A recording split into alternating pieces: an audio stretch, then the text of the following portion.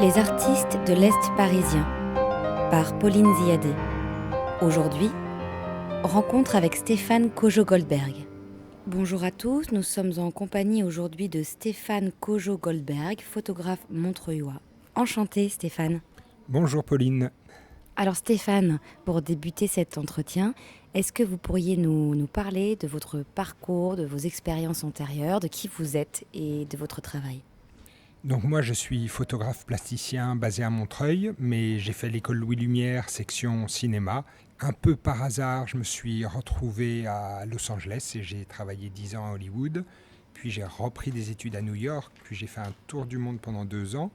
Et je suis revenu à Montreuil en 2010 parce que c'est une ville qui me plaisait beaucoup. Ma sœur vivait déjà ici, donc je lui rendais visite. Et en fait, après avoir visité tous ces endroits, tous ces pays, je me suis dit que j'avais envie de travailler comme photographe plutôt que dans le cinéma.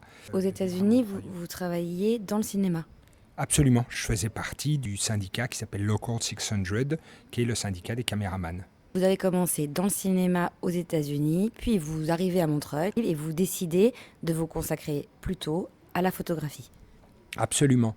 L'avantage quand on travaille dans la photographie, c'est que on a des coûts fixes assez faibles et on peut vraiment décider. En tout cas, moi, j'arrive à décider beaucoup plus que ce n'était le cas dans le cinéma sur quoi et avec qui est-ce que j'ai envie de travailler. Et je trouve cette liberté créative et humaine très agréable d'engager avec des gens et sur des projets qui m'intéressent, qui ont du sens et qui me font plaisir et qui me permettent de gagner ma vie heureusement. Alors avant celui dont on va parler à l'occasion de l'exposition et de l'œuvre que vous présentez au Centre T-News, sur quoi avez-vous travaillé avant ? Alors avant, j'ai fait un premier livre qui s'appelle Le Tour du monde en 800 jours, qui est la collection de mes photos de mon voyage autour du monde, qui ne comporte que à la fin les informations des pays, parce qu'en fait, moi je me considère citoyen du monde et la notion de frontière me dérange beaucoup. Je n'y crois pas vraiment. Et puis après ça, j'ai fait un deuxième projet encore plus radical, utilisant certaines des images que j'avais fait lors de ce premier tour du monde. J'en ai fait un deuxième plus rapide et j'ai fait le premier atlas abstrait du monde, sans pays ni frontières, qui est au format cinémascope. Ça ressemble beaucoup à de la peinture et en fait, là aussi, il y a une absence de frontières puisque c'est de la photo. Ça ressemble beaucoup à Rothko, Pollock ou Turner sur la façon de rendre les photos abstraites. Tout est fait à la prise de vue. Et puis, il y a le côté cinématographique parce que j'ai décidé de faire ça au format 2.35 qui est le format du cinémascope, qui est un format que j'adore quand je vais au cinéma. Aujourd'hui, vous présentez une œuvre du 1er au 15 avril au Centre 116, au Centre T-News 116. C'est 116 rue de Paris, mais maintenant ça s'appelle le Centre T-News d'art contemporain. Triptyque, portrait, en quoi ça consiste ? En gros, moi je fais souvent des portraits classiques, j'ai envie de dire, mais dans les portraits classiques, les gens, y compris moi, qu'est-ce qu'ils veulent ? C'est avoir l'air plus jeune, plus beau, plus mince. Et j'ai trouvé ça un peu limitant. Donc je me suis beaucoup interrogé sur comment le faire, j'ai fait un peu des recherches, j'ai cherché... Limitant au sens que ça ne raconterait pas vraiment ce qu'est une personne ?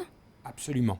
C'est-à-dire qu'il n'y a pas d'expression de l'identité de la personne. Ce sont souvent un peu des clichés, ce genre de photos.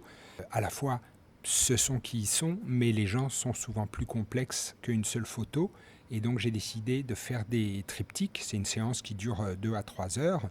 On discute en avance avec le modèle sur ce qu'ils ont envie de montrer, comment le montrer.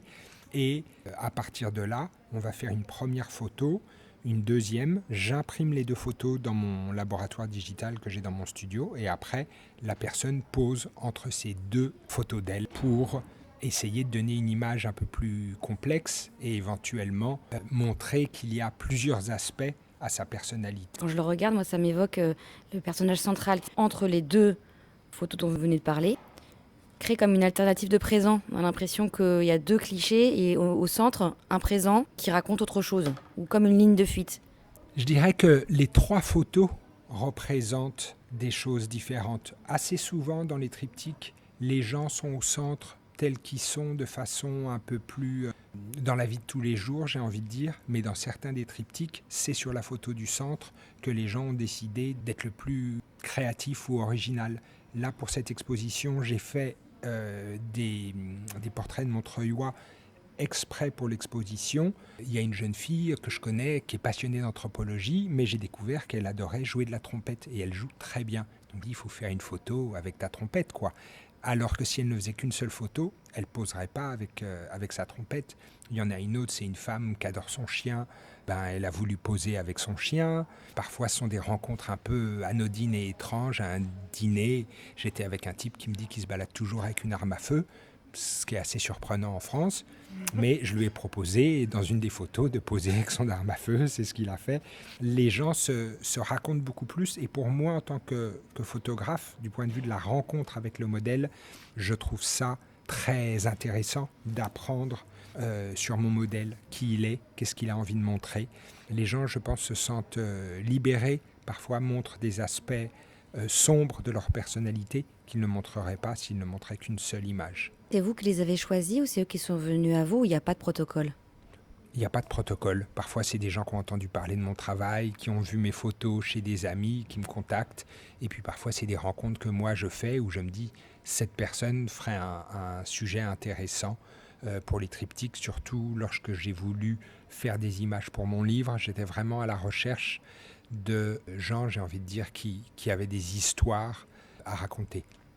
Mais il y a vraiment une grande diversité et c'est ça que j'aime beaucoup dans cette ville. Il y a vraiment une grande diversité dans les gens qui vont être montrés. Il y a des gens qui sont un peu connus comme Vicky Bella qui a un très bon restaurant africain rue Marceau. Il y a une écrivaine, il y aura une demi-douzaine de photos. Puis il y aura mon livre aussi qu'on pourra consulter. Et c'est intéressant ce que vous racontez sur votre rapport qui a changé avec les modèles. Est-ce que ça vous donnerait envie ou pas du tout de les retrouver ? Pour créer à la fois donc ce triptyque-là au présent avec 3 images, 3 types de regards qu'on peut porter sur une même personne. Est-ce que ça vous a donné envie de les suivre dans l'avenir, ces portraits-là, que ces triptyques puissent évoluer dans le temps ? Alors ça sera peut-être le cas, ça fait que 5-6 ans que je fais ça, donc les gens n'ont pas encore suffisamment changé, mais je trouverais ça génial qu'effectivement, dans 15 ans, il y en ait qui viennent me revoir et qui disent « je veux faire un… » Ou qui déplacent même, ou qui éventuellement déplacent une image Absolument. D'un endroit à un autre.